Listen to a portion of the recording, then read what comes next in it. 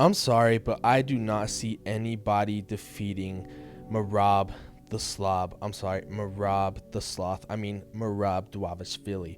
This man, Sean came in compromised. He tore his labrum, didn't have a hip, couldn't grapple, especially against a guy who is so grapple heavy. So, what would this fight bring? Well, many people thought that O'Malley could catch Merab and drop Merab and go for the finish, but that proved to not be the case. As in the stand-up battle, Sean did do a lot better. He did defend a lot more takedowns, but in the end, Merab is just too vicious. His relentlessness is unlike anything we've seen. So many people want to say Aljo was the better fighter. No, this is Merab's fight, and especially because he started his career 0-2, lost in December 2017 and in April 2018. That just makes those losses by those two men look more impressive. I mean, those victories. You get the idea. Nonetheless, his winning streak puts him in a rare category of a 13-fight win streak of these amazing fighters such as Demetrius Johnson, Max Holloway, John Jones, Khabib Nurmagomedov, and the one, the only George St. Pierre. He also defeated another George St. Pierre record by most takedowns in UFC history. Yeah, that was only a matter of time. But this man is proving he is one of the greatest bantamweights of all time with his impressive performances. As for Sean, well, he had this to say when he got back to Arizona. All right, fellas, we're back home. Appreciate you guys. Sorry we didn't get the job done. We'll be back. Love you guys.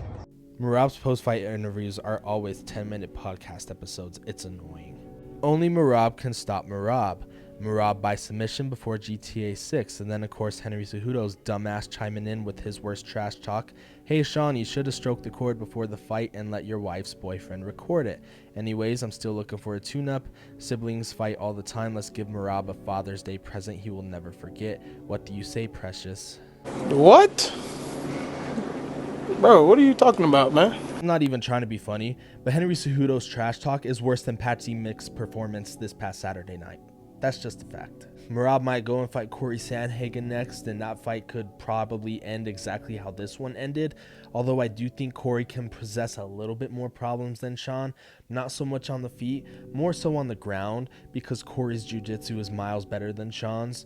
But as far as for Sean and his career, I don't think he could get another shot at the title unless he goes up a weight class. I know that was kind of flirted with when he was the champion last year, or unless Merab loses the belt. But the whole premise of this video is me thinking he is not going to lose the belt. I don't think there's anybody in the top 10, top 15 that can give Merab much problems. There's no one besides O'Malley who has the power to knock out Merab or to stun him on the feet or to counteract his jiu-jitsu. I know I just said Corey, but still, I just think this man is just too darn good. He must have sold his soul for an extra lung or something. He must have done some weird scientific Georgian experiment to get an extra lung. It's absolutely insane. He's like the Tasmanian devil on steroids. He fights like he fights in jean shorts. He fights like he fights in Tim's. He fights like he fights in a jean jacket. He fights like he has the whole country of Georgia's weight on his shoulders. It is that insane of a thing to look at.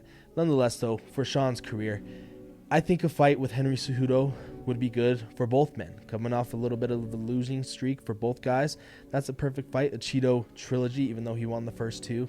I know it's 1-1, but still, that is very interesting as well. Just something to get him back on track. A fight with Song Yadong would be pretty good.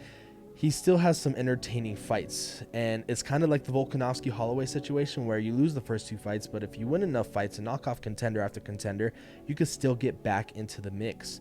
He could have a Jan rematch, especially because that fight ended in such controversy. There's some interesting fights for Sean, so I think he can still get back there. But as far as for Merab, I would have loved to see a die-hard Dominick Cruz fight, because Dominick Cruz, in my opinion, is the greatest bantamweight of all time. I think Merab will break that record, but a fight with Dominick Cruz and Merab would have fed families. Prime Dominick Cruz would have fed families, because I feel like Dom's wrestling wouldn't stop Merab's wrestling, but would have counteracted Merab's wrestling. And because Dominick is such a good boxer, such a good fighter when it comes to movement and attributes, and when it comes to leaping in, leaping out, he would have gave Merab some problems, especially on the feet. So that would have been a fight to see, especially back in the day. But nonetheless, it was a great fight, and I just think Merab is too good. It's insane, and I've never seen anything like him.